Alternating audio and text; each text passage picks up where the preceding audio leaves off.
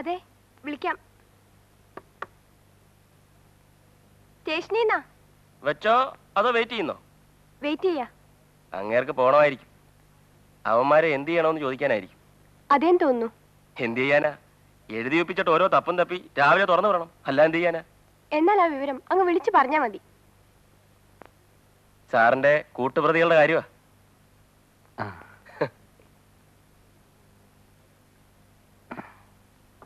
ഞാനിതാ വന്നു. ഓ,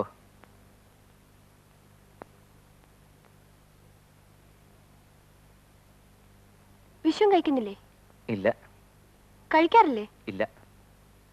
സ്മോക്കിംഗും ഇല്ല? ഇല്ല. ഷോ, എന്ത് കഷ്ടാന്ന് നോക്കിയാട്ടെ. ഇവിടെ ജോർജൂട്ടി എപ്പോഴും പറയാറുണ്ട് വിശ്വത്തിന്റെ വർത്താനം. രാവിലെ പറഞ്ഞു വിട്ടോളൂ. അവന്മാരുടെ കാര്യം അതീ കഷ്ടം. എന്താ ഇത്ര കഷ്ടം?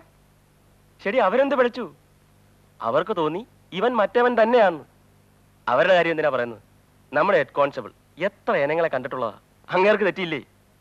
അപ്പോ ദാറ്റ് മീൻസ് അത്ര സിമിലാരിറ്റി ഉണ്ടെന്നുള്ളതാ അല്ലേടാ? ഏതായാലും ഒരു കാര്യം സത്യമാണ്. നിന്നെ പോലെ ഇരിക്കുന്ന ഒരുത്തൻ ഈ ടൗണിലുണ്ട്. ഉണ്ട്.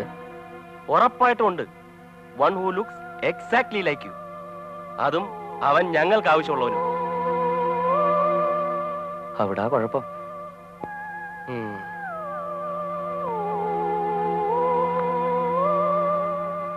അല്ല ജോർജ്, ആരാ ഈ മറ്റവൻ? അത് പറഞ്ഞാല് ഇപ്പോ അതെന്തിനാ? അവൻ ആരാന്ന് പറയാനായിരിക്കും. എടാ, പെണ്ണ് കെട്ടിയതിന്റെ പ്രശ്നങ്ങൾ കണ്ടോ? നീയല്ലേ കുറച്ചു മുമ്പ് പറഞ്ഞത് എന്നെ കണ്ടിട്ട് അസൂയ തോന്നും? ഇപ്പൊ മനസ്സിലായല്ലോ. ഒരുപാട് പെശക കൊച്ചമ്മമാരുടെ സെന്ററായത്. എന്നിട്ടും രാത്രി 9 മണിക്ക് മുമ്പ് കൂടണയാൻ ഞാൻ മനസ്സ് കാണിക്കുന്നില്ലേ? എന്നാൽ അവൾ അങ്ങനെ വിചാരിക്കുന്നുണ്ടോ? എടോ അന്ന കരണീന, ഞാൻ ഇന്നീ കുപ്പി തീർക്കും. കോളേജ് വിട്ടത് പിന്നെ ഒരുപാട് കാലം കൂടിയിട്ട് എനിക്കിന്ന് ഇവനെ കൈ കിട്ടിയതാ. നീ വേണം പോയി കിടന്നുറങ്ങ്. അല്ലേ മിണ്ടാതെ അവിടെ. ആ, നമ്മൾ എന്തോന്നാ പറഞ്ഞോണ്ട് വന്നത്? മറ്റവനെ പറ്റി അല്ലേ? അവൻ, പുള്ളിയുടെ പേരെന്താ? ഉത്തമൻ. ഉത്തമൻ ഫസ്റ്റ് പേര്. പുള്ളിയുടെ എല്ലാ പേരുകളും ഫസ്റ്റാ. വേറൊരു പേര് കേൾക്കണോ? സുഗുൺ കുമാർ. ഒരുപാട് പേരുകളുണ്ടോ? പിന്നെ ജോസഫ്, സുബ്രഹ്മണ്യം, സന്തോഷ്, ലത്തീഫ്. പുള്ളി പലപ്പോഴും കസ്റ്റഡിപ്പെട്ടിട്ടുണ്ട്. ജയിലിൽ കിടന്നിട്ടുണ്ട്, ചാടിയിട്ടുണ്ട്, വീണ്ടും പിടിച്ചിട്ടുണ്ട്. ആര് വെച്ച ദേഹമാ. ഇപ്പൊ കക്ഷി ഈ സിറ്റിയിലാണ് ഓപ്പറേറ്റ് ചെയ്യുന്നത്. എന്റെ ഫസ്റ്റ് പോസ്റ്റിംഗ് അല്ലേ, പ്രൊബേഷൻ കഴിഞ്ഞിട്ട്. ജൂനിയേഴ്സ് ആവുമ്പം തപ്പിച്ച് നിൽക്കാമെന്ന് മനസ്സിൽ കണ്ടോണ്ടായിരിക്കും പുള്ളി ഇങ്ങോട്ട് ഷിഫ്റ്റ് ചെയ്തിരിക്കുന്നത്. ഏതായാലും ഒരു കാര്യം, നീ കുറച്ച് കെയർഫുൾ ആയിക്കൂ. അവനുണ്ട്. അതിന് എനിക്ക് എന്ത് ചെയ്യാനൊക്കും? ഒന്നും ചെയ്യാനൊക്കില്ല, എങ്കിലും ഒന്ന് സൂക്ഷിച്ചോളുക. അത് വിശ്വല്ലേ സൂക്ഷിക്കേണ്ടത്. അതിനാ സർക്കാർ നിങ്ങൾക്ക് ശമ്പളം തരുന്നത്. അത് നേര്. അതുകൂടെ ഒന്ന് കഴിച്ചാട്ടെ. ഞാൻ ഭക്ഷണം എടുത്തു വെക്കാം. ഇത് ഞാൻ വിശക്കുന്നുണ്ടായിരിക്കും. ഓ, അത് ശരിയാണല്ലോ. നീ മോള് പോയി എല്ലാം ചൂടാക്കി എടുത്തു വെക്ക്. ഞങ്ങൾ ദാ വന്നേച്ചു. വിളിക്കുമ്പോ വന്നേക്കണം.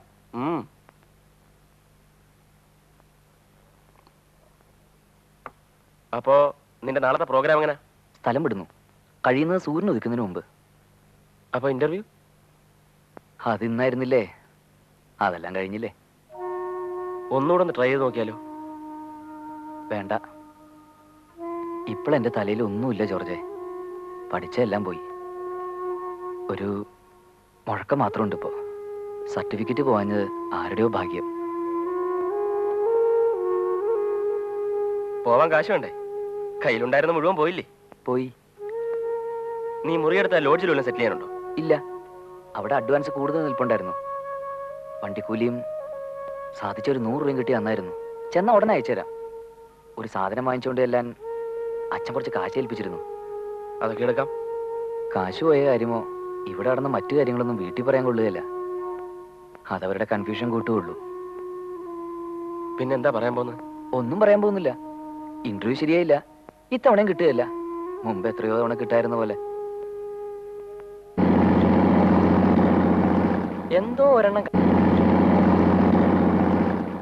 ഒരെണ്ണം കണ്ടായിരുന്നു ഇദ്ദേഹത്തിന്റെ അഡ്രസ്സിൽ. ആ, ഇത് തന്നെ. ഈയുടെ ഇന്റർവ്യൂ മെമ്മോ ഒന്നും കാണുന്നില്ലല്ലോ 2-3 മാസമായിട്ട്. ഓ ഞാനെന്തിനാ അപ്ലൈ ചെയ്യാറില്ല. അങ്ങനെ മനസ്സുകൊടുത്താൽ എങ്ങനാ? ശ്രമിച്ചോണ്ടിരിക്കണം. ബ്രൂസിന്റെ കഥ പഠിച്ചിട്ടില്ലയോ?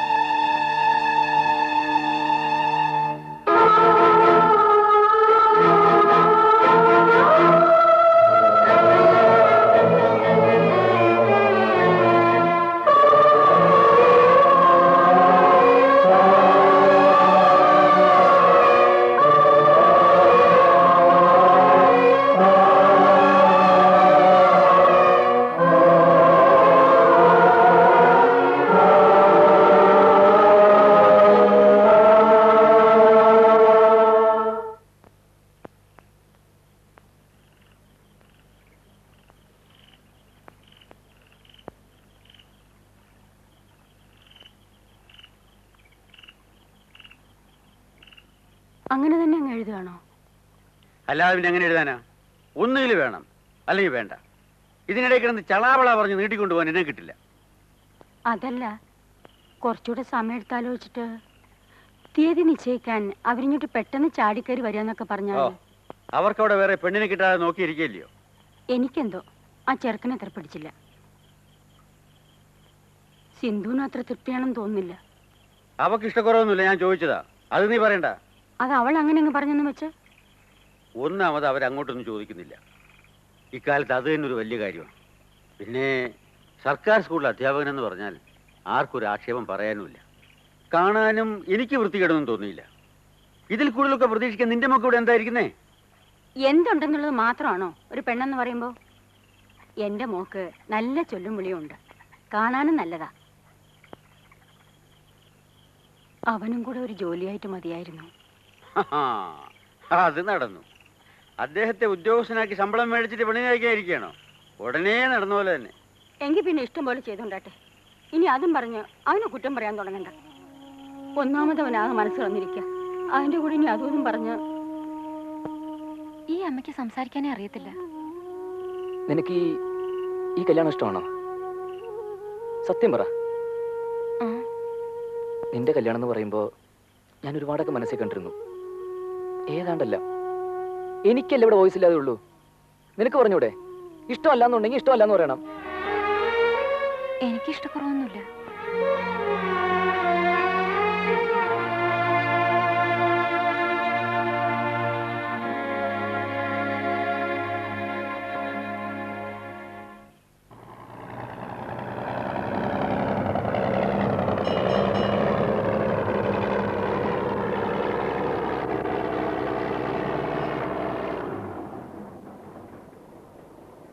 ഹായ്, ആളുണ്ടല്ലോ. അതൊക്കെ കേശുള്ള സാർ പറഞ്ഞ ഡിസിപ്ലിനാ. ഇത് നമ്മുടെ കുട്ടിയുടെ ചേട്ടൻ. ഓ ഇതറിയാലോ, പയ്യന്റെ ഫാദർ. ഇത് ഇദ്ദേഹത്തിന്റെ അനിയൻ. ഹലോ, അന്ന് കണ്ടല്ലോ. ഇത് അദ്ദേഹത്തിന്റെ അമ്മാവൻ തൃക്കോട്ടൽ ഗോവിന്ദപിള്ള എന്ന് പറയും. കേട്ടിട്ടുണ്ട്. പിന്നെ എന്നെ മനസ്സിലാക്കണമല്ലോ, സംബന്ധക്കാരൻ അളിയൻ സുന്ദരേശ് നായർ, ട്രഷറിൽ വർക്ക് ചെയ്യുന്ന. മനസ്സിലായി. വന്നട്ടെ. വഴി കുറെ ഉണ്ടോ? ഒരു 1/4 മണിക്കൂർ.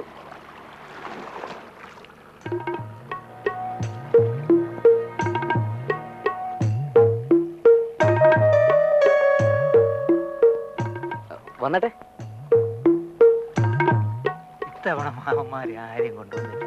കൊടുക്കൽ വാങ്ങലും കണക്ക് പറച്ചിലൊന്നും ഇല്ലാത്ത സ്ഥിതിക്ക് ഇത് നമ്മൾ മാത്രമായിട്ട് കൂടി തീരുമാനിച്ചാൽ മതിയല്ലോ എന്ന് കണ്ടു.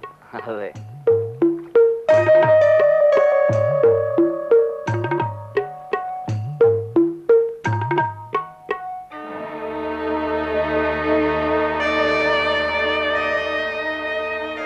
അപ്പൊ അടുത്ത മാസം 11-ാം തീയതി അല്ലെങ്കിൽ 17-ാം തീയതി നിശ്ചയം. എന്നിട്ട് ജൂണിൽ നല്ല നേരം നോക്കി ഒരു ചടങ്ങും. അങ്ങനെ അല്ലയോന്നാ? നിശ്ചയത്തിന്റെ തീയതി ഇപ്പൊ തീരുമാനിച്ചാൽ മതി. നിശ്ചയം കഴിഞ്ഞാൽ പിന്നെ കല്യാണം കഴിഞ്ഞതുപോലെ തന്നെയാ. അതെ, പിന്നെ എല്ലാവരും ധാരണയില്ല. അതങ്ങനെ തന്നെയാ. എങ്കിലിപ്പോ നമ്മൾ ആളുകളോട് പറയുമ്പോ